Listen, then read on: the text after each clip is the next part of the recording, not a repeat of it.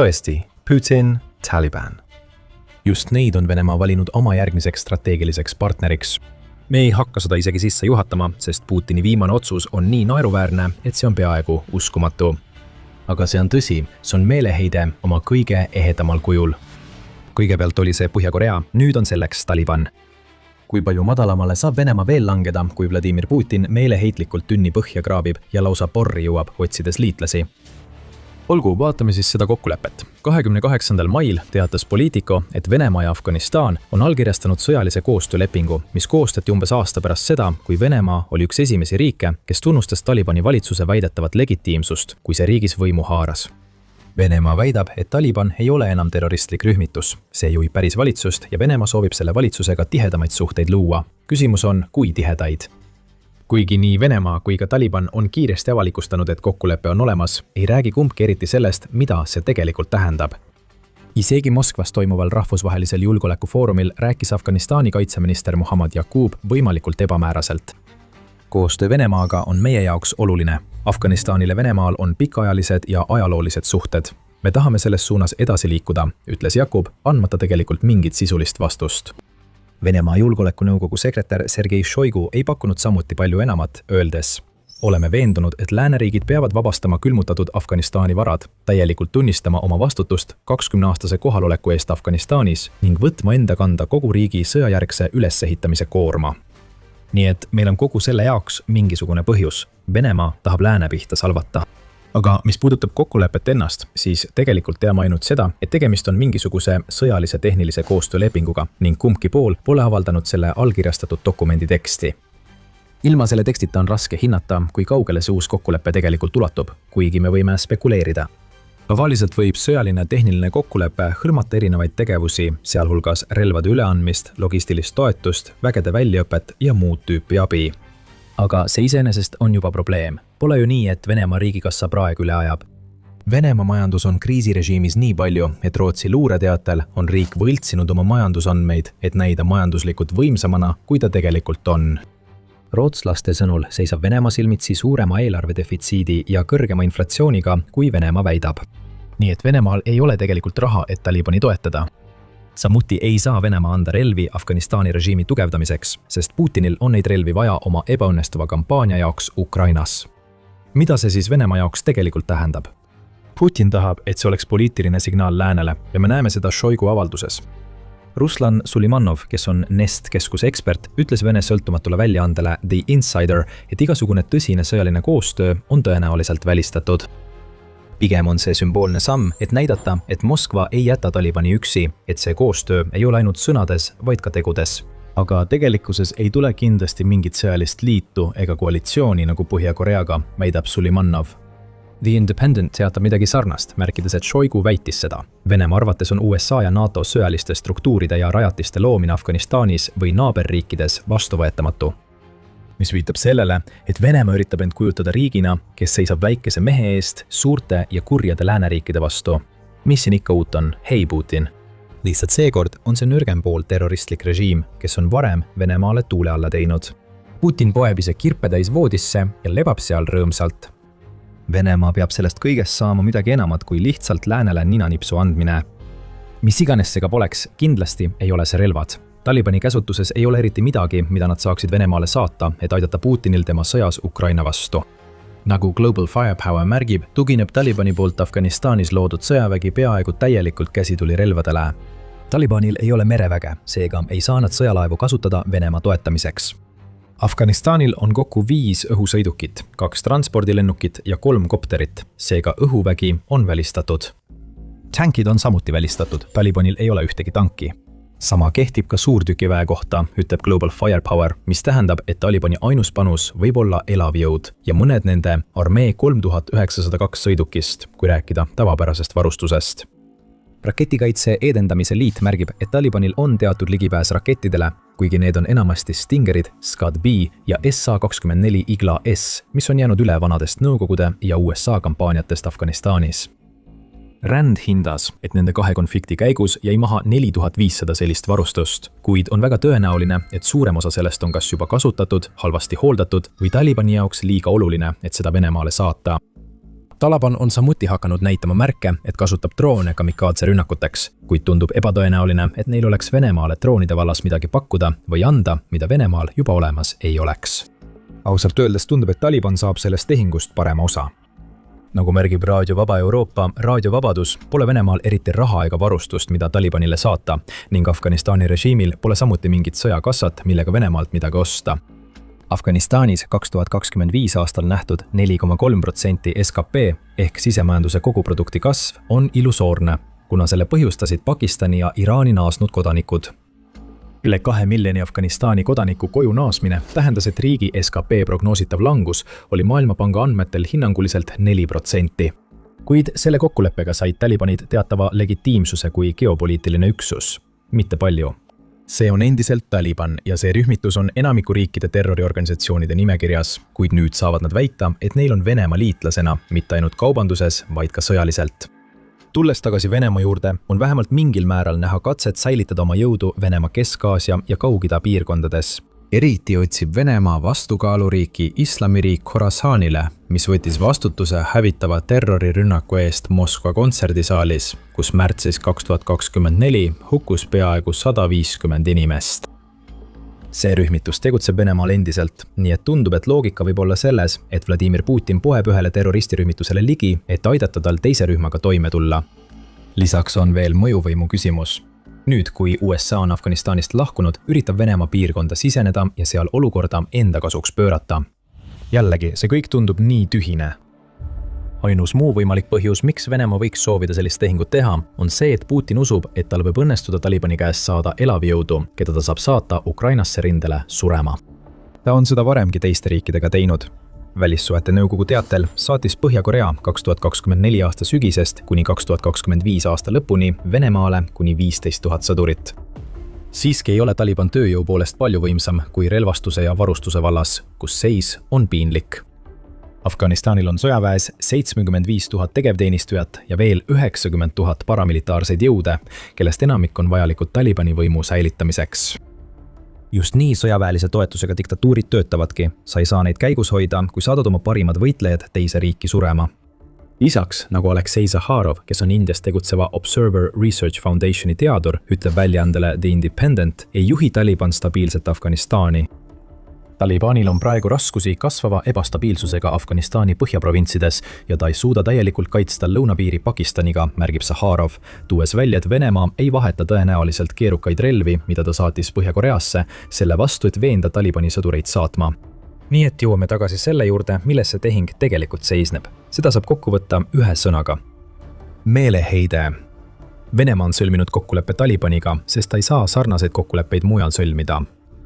See on tegelikult lugu Putini kahanevast geopoliitilisest mõjust ja sellest, mida see Venemaale teeb. Ja me selgitame varsti täpselt, miks see nii on.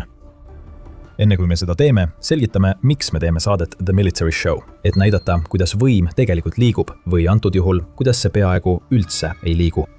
Kui sulle see video meeldib, siis kindlasti telli meie kanal, et sa jääks ilma järgmistest videotest. Alustame kõige ilmsemast. Venemaa on just jooksnud vana vaenlase käte vahele. Muidugi ei ole muutuvad geopoliitilised suhted midagi uut. Vanad vaenlased saavad sõpradeks ja vastupidi, sageli kogu ajaloo vältel. Selles Venemaa ja Talibani vahelises kokkuleppes näeme me Venemaa presidenti, kes soovib viia oma riigi tagasi vana Nõukogude Liidu hiilgeaegadesse, luues suhteorganisatsiooniga, mida Nõukogude Liit püüdis 1980-ndatel hävitada. 10 aastat kestnud sõda Afganistani ja Nõukogude Liidu vahel maksis Venemaale 15 000 sõdurit. Iga teise riigi jaoks oleks see olnud piisavalt suur alandus, et takistada neil sõlmimas sellist kokkulepet, nagu Venemaa just Talibani kanssa tegi. Aga Putini jaoks on 15 000 ohvrit vähem kui pool sellest, mida Venemaa praegu Ukrainas 1 kuuga kogeb. Nii et võib-olla teeb seda lihtsamaks minevikku unustada. Siiski alandasid nad Venemaad viisil, mida ei ületatud enne Putini katastroofilist kampaaniat Ukrainas. Tõsiasi, et Venemaa juht sõlmib ja reklaamib nüüd nii kergesti kaitselepinguid just selle konkreetse grupiga, näitab, kui kaugel on Venemaa geopoliitilisel maastikul langenud. Praegu ütleb Venemaa sisuliselt jah ükskõik millisele valitsusele, olenemata sellest, kui ebakindel see ka poleks. Põhja-Korea oli juba piisavalt halb. Koostöökaitseleping, mille Venemaa sõlmis Põhja-Koreaga 2024 aastal, pani inimesi mõtlema, kui sügavale tünni põhja Putin liitlaste otsimisel vaatab. Kim Jong-un ja tema isoleeritud valitsus tasusid Venemaale saadetud tehnoloogia ja raha eest nende sõduritega, keda me varem mainisime. Aga Putin tõestas end mehena, kes teeb vajadusel isegi kuradiga diili, kui see suurendab tema võimalusi võita sõda Ukrainas. Kuid vähemalt Põhja-Korea suutis midagi pakkuda. Sõdurid, raketid ja sõjaline varustus on kõik tulnud Pyongyangist nii enne kui ka pärast 2024 aasta lepingu allkirjastamist. Isegi nii hiljuti kui detsembris 2025 kinnitas Kim Jong-un, et Põhja-Korea väed tegutsevad endiselt Venemaal, kus nad pidid väidetavalt miine koristama Kurski piirkonnas. Aga Venemaa ei saa Talibani käest midagi sellist. Siin ei ole tegelikult mingit vastastikust tehingut, ei raha ega tehnoloogia vahetust sõdurite ja varustuse vastu. Lihtsalt kokkulepe, mis näitab, et Putin tunnistab, et tal pole enam kuhugi pöörduda. Tegelikult ei ole see seotud USA-le ärategemisega ja kindlasti ei ole see seotud Talibani abiga Venemaale Ukraina alistamisel. Selles kokkuleppes näeme me Venemaa juhi viimast hingeõhku, kelle ülemaailmne mõju on kokku varisenud.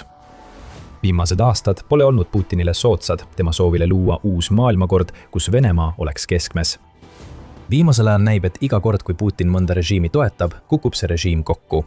Me nägime seda Süürias 2024 aasta lõpus.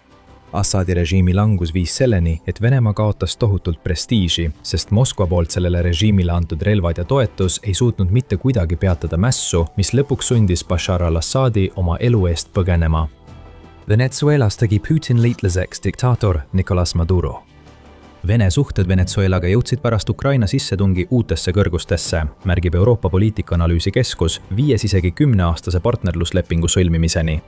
Kõik see varises tolmuks, kui USA eemaldas Maduro riigist, mida ta valitses, jättes Putini ilma olulisest liitlasest Lõuna-Ameerikas.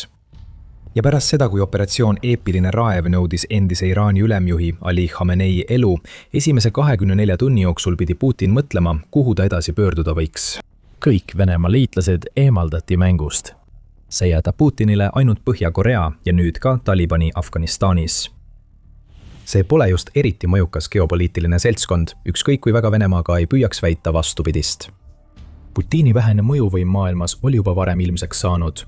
Nüüd on kogu maailmale selgelt näha Venemaa läbikukkumise haigutav haav, kui Venemaa sõlmib Talibani valitsusega kokkuleppe.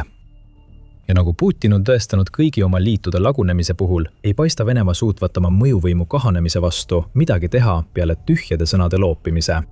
Venemaa pole teinud tõsiseid katseid taastada endale soodsaid režiime Süürias, Venezuelas ega Iraanis. Venemaa lihtsalt ei ole enam sellist mõjuvõimu. Killustuvat piirkondlikku korda saab nüüd tugevdada vaid liitudes režiimidega, kes on varem Venemaale vastu seisnud.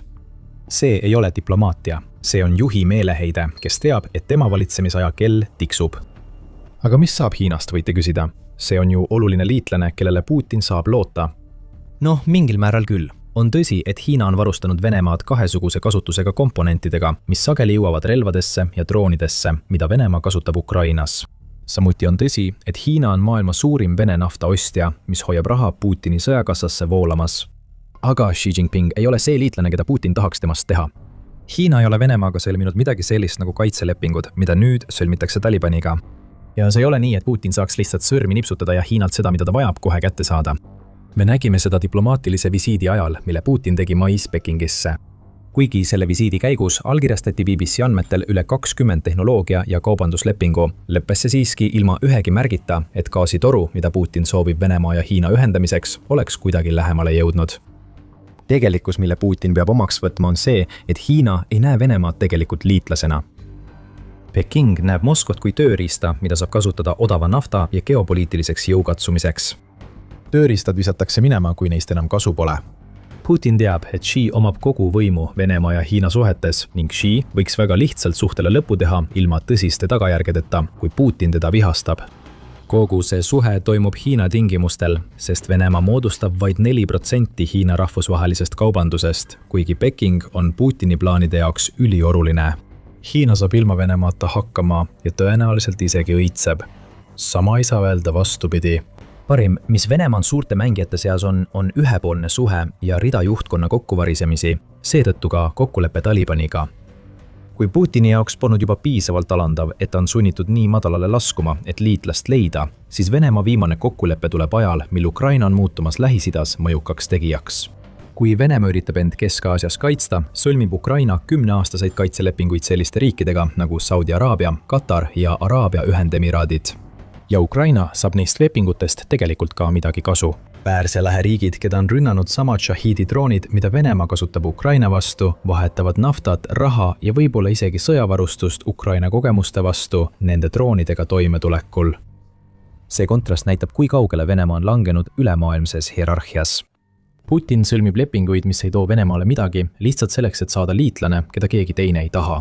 Ukraina sõlmib lepinguid, kus ta on võrdne partner ja teda tunnustatakse selle eest, et ta suudab aidata suurriikidel end kaitsta. Need kaks asja ei ole samad. Kõik, mida Venemaa leping Talibaniga teeb, on see, et see ei too Venemaale mitte midagi, samal ajal kui Taliban saab kiidelda, et juhib legitiimset valitsust. Vladimir Putin on nõrgemas positsioonis kui kunagi varem, ütles Euroopa Liidu välispoliitika juht Kaja Kallas 11. mail ja ta tõestas seda just selle lepinguga. Venemaa anub geopoliitilisel areenil jäänuseid, samal ajal kui Ukraina on võtnud koha, mida ta poleks kunagi pidanud saama. Taliban ei ole Venemaale tõsiseltvõetav partner. Nad on lihtsalt märk sellest, et Venemaa on langenud nii sügavale, et ei pruugi enam kunagi suuta üles tõusta. Ja me teame kindlalt, et Taliban ei suuda kuidagi aidata Venemaal muuta kurssi, millel ta praegu Ukrainas on. Kui Putin sõlmib lepinguid isoleeritud režiimidega, siis Ukraina tegeleb omalt poolt samuti isoleerimisega. Ainult, et see isoleerimine toimub okupeeritud Krimmis. Venemaa elutähtis maismaaühendus Krimmi poolsaarega on läbi lõigatud, jättes 1,5 miljonit venelast otsima abi oma nõrgenenud juhilt. See kõik on osa Ukraina plaanist Krimmi tagasi vallutada ja miks see nii on, saad teada, kui vaatad meie videot. Ja kui sulle see video meeldis, siis kindlasti teeli The Military Show, et näha rohkem meie kajastusi viimastest arengutest geopoliitikas. Ja nagu alati, aitäh vaatamast!